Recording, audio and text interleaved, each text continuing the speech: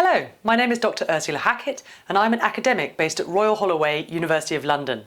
I created these videos for ambitious students who want to write brilliantly, not just okay. This video is about using evidence and literature successfully. I have an acronym I use when marking, LFZ, Literature Free Zone. There is no way that you can get a good mark without engaging the literature. Some tutors give you training wheels. You must cite at least 5 pieces of literature. To write a brilliant essay, you need to lose such a formulaic approach. How long is a piece of string? There's no hard and fast rule about how much literature to cite.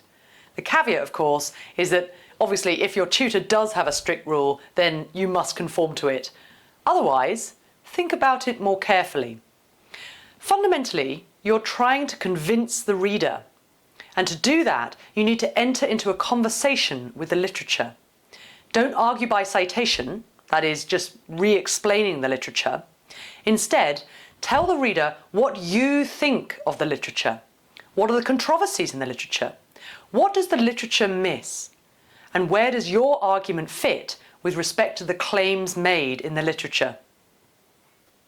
This might sound obvious, but in order to engage with the literature properly, you need to know what it says. Read as widely as possible and practice summarising the key arguments in the literature in your own words. There are 2 steps to being able to use evidence convincingly. As a preliminary step, I endorse a bit of rote learning. So, for example, get a list of the 17 Chief Justices of the Supreme Court going back to the founding of the United States and learn each of their names by simply look, cover, write, say, as they taught you in primary school. You will be amazed how much you can store in your brain. As an exercise just before Christmas break, my class did this in 10 minutes. Of course, you will need to reinforce it a few times subsequently. Why engage in rote learning? Well, 3 reasons.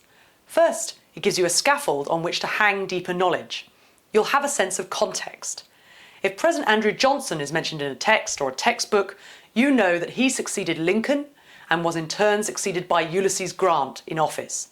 Your examples are no longer isolated, but plugged into history. Secondly, it can give you confidence. Try it and just see how powerful your memory is. And thirdly, when it comes to the examination, having this knowledge tucked away is really helpful. An old friend and colleague used to say, "Of what is this a case, and compared to what?" Having a sense of the universe of cases will help you to answer those questions. But rote learning isn't enough on its own. The second step to using evidence effectively in essays is to develop deeper knowledge of particular cases of whatever it is you're writing about. Be proactive. Find data sources and statistics. Ask your tutor for help and use Google. Let's say you're answering this question. The presidency is the illusion of choice. Discuss. You need to have developed your understanding of the presidency to the point where you can choose the best evidence to make your case. There are any number of excellent ways to answer this question. A bad way to answer would be to read, say, Stephen Skowronek's seminal treatment of presidential leadership and simply cite the cases he cites without commentary. You don't want to simply pepper your essay with examples plucked from the secondary literature.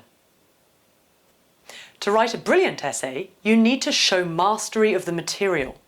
That means thinking about your knowledge of the presidency, which cases might be most likely to help you return an affirmative answer to this question. These are the easy cases. You expect them to conform to the pattern. If they don't, that thesis is in trouble. What about the hard cases? Cases which seem to show transformational presidential leadership, for example. If there's an obvious counterexample, you need to address it. To convince the reader, you need a careful, considered case selection.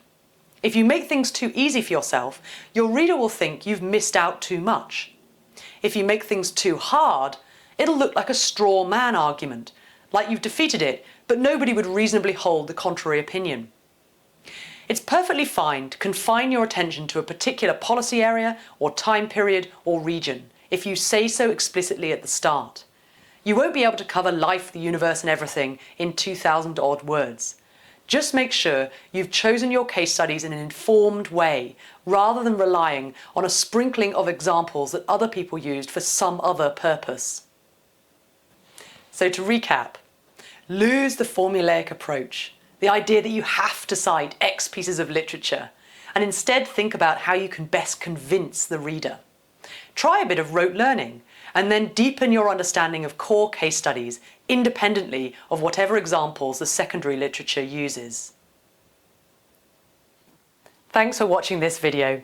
If you found it useful, please like the video and subscribe to my YouTube channel, where you can find other videos to help you write truly brilliant essays.